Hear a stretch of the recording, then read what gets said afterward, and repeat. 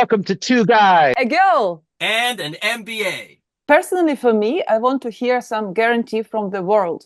So, because who knows, in a few years, it's like on hold and then it happened again. And again, I get up at 5 a.m. So let, from let, the let me. I'm gonna ask you about that. That's what I think Ukraine wants, but America has said this. This is not their war, and they will back off the negotiating table probably by next week if there's no ground, because Trump is losing. He's losing his mind with what all he's doing, and and his Secretary of State is like over there when there's other problems all over planet Earth. I guess the question is tough, and I'm gonna argue from a different perspective. I'm a product of a conquered people, right? I have my entire lineage is about being conquered, and my language, which I retain some of it, and my culture, which I retain some of it. So I understand the need to keep your language, your culture, and your heritage, but a lot of us have already been conquered, and it's not right or wrong. It just happened. I mean, I don't. I mean, I married a Scottish girl, like that's our ancestry. That's the empire right there. But I have to just like say, okay, this is the what. So, I guess my question is, what is the solution? America has already said we've given you one, and if not, we're out. And both sides are killing each other, and nobody wants to move. And it's a tough call. And I know you're patriotic to your country, but the rest of the world to say, I want to guarantee from the rest of the world that they're going to do something against Putin plunges us into World War III. I think Donald Trump has said that. We will not, and I will not support that. I mean, you got to think in terms of what's going to happen if America puts boots on the ground. And he said he's not doing it. I don't think America can put boots on the ground. They've lost the last several conflicts. I don't think that's even an option. They're having Well, they're they having to could, fight proxy wars nowadays, they and could, they're they, even losing the proxy wars, America. well, look, they're bombing Yemen. They've got their aircraft carriers on the side. They can launch missiles from everywhere. They can participate in this war.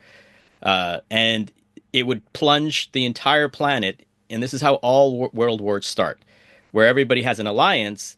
The shot heard around the world when Archduke Ferdinand was shot by Serbian insurrectionists, which brought in the Prussian, Austria-Prussian Empire, and that brought in Britain, who brought in France, who then eventually brought in America. And, we need to have frank discussions now. And I understand you're sitting there getting bombed. So I'm not trying to, Yeah. but I'm trying to argue for we gotta end it. Oh, And yeah, let's, okay, agree. But I can explain what I mean. If for current moment, uh, the world did it 10 years ago, 11 years ago. They didn't react on Crimea situation. They didn't react on Georgia, how Russian. how And would you have wanted them to? And wait a minute. Okay. But if I super powerful dictator and I want something, I have power. What? I just come and take it because I can. And neighbor said, oh, okay, it's not our land. It's not our land. He can do it. I don't want to argue with him. Okay, okay. And why not? It's in a year or two, it could happen with other countries. That's why Estonia, Latvia, Lithuania support Ukraine so strong, because they understood maybe in 2 years, if Ukraine just cannot support, cannot protect itself, the next step will be to occupation these countries or Moldova. And what world can do? Maybe sanctions, yes. Isolation. So we, like they did with Iran or something. Like, so I think sanctions is not enough. It can be done more. Russia Like can what? be done more. But what do you And suggest? sanctions aren't even working. They have sanctions on Russia. They've cut them out of Not enough. They've cut Not them out of enough. SWIFT. They've stopped buying oil in Western Europe, and nothing happened. Russia's still selling oil, I think, now to China. To India, Yeah, to India. Yeah. India, they're selling. And again, why we cannot think about sanction if you buy from Russia, it's sanction. We will sanction you, like India or someone. I understand, but I think sanctions are not enough. It could be economically some power economically to cut Russian, but it didn't happen at the beginning. But it's super slow. But it can work. I don't tell you give us let's make a world war or something. I think about economic perspective and sanctions. It should be more. It can be more. I'm going to say the sentiment in North America is we should get out of this war. Not in Canada. Canada has 1.5 million Ukrainians, maybe more.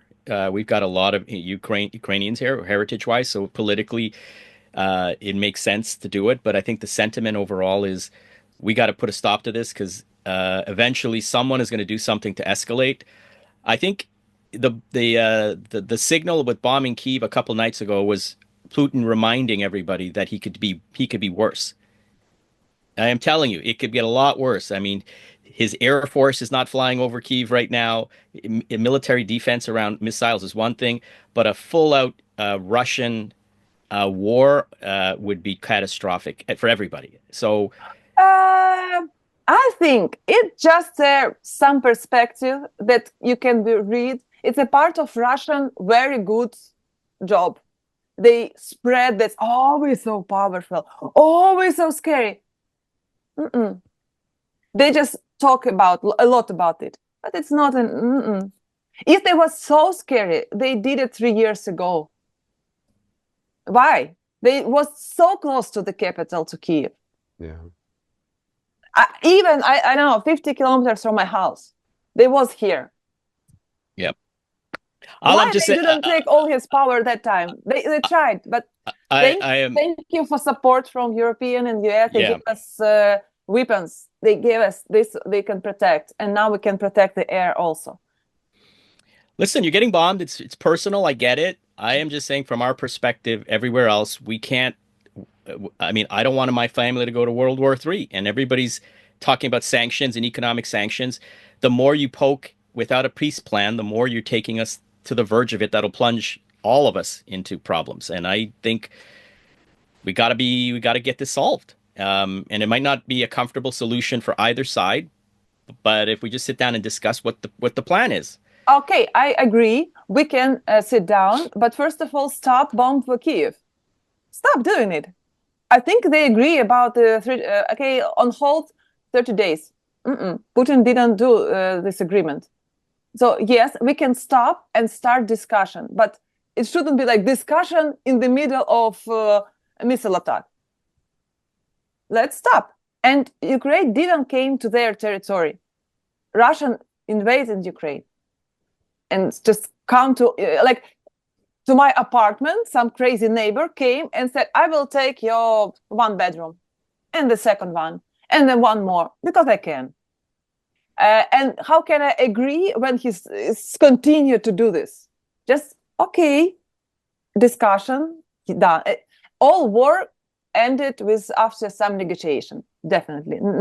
No, everything is stopped when you negotiate. Well, except for World War II, that one ended with some atomic bombs. And World War I. No, it was after. Atomic bombs was after Hitler dead. Okay, well, look, no war has ended with everybody was happy. Yeah. World War I ended with the destruction of Germany. Germany was annihilated, and the Treaty of Yalta made Germany pay back the Western world as they carved up Germany, and that gave rise to Hitler. Hitler was a soldier who saw this and hated it, and that caused World War II. And there was hyperinflation in there in between too. It was nuts. Yeah. The story was if you got paid in Germany in the morning, you needed to spend it. By the time lunch came, inflation would eat that dollar away. That's how bad it was. Now, I'm not saying.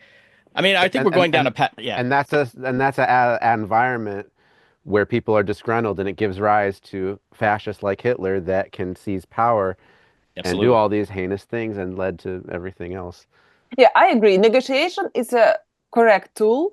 And we should negotiate, but it should be some guarantees that what we decide to do, just keep it. And if you don't keep what we agreed to follow, the rules, it should be some consequences for both sides. For instance, if Ukraine will not follow the rules and start something crazy things, and the same for the opposite side.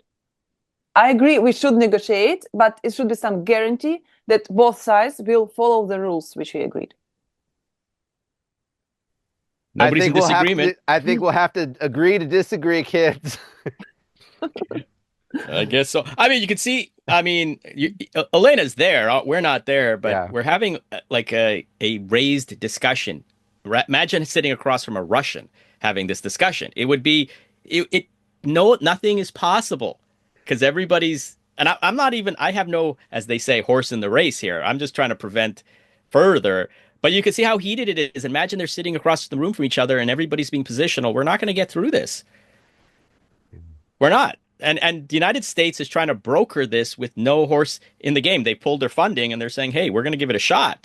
But if you guys are not going to do it, it's called an internecine war. You're going to rub each other out. Got to tell the truth. It's not good for Russia. They're getting poorer by the day. Putin's getting older by the day. In fact, his military doesn't control it. It's his FSB, his internal security forces, who are actually running the country. They're the ones who killed the Wagner guy. Listen, it's chaos over there. Donald Trump is going to threaten to do more sanctions when it comes to economics, where their banking system and shutting off a lot of other things. And the closing note, got to get solved. And not everybody's going to get 100%. Please consider subscribing below. Thank you for being with us. Please leave your comments, feedback, what you think about us, and see you in the next podcast. Bye.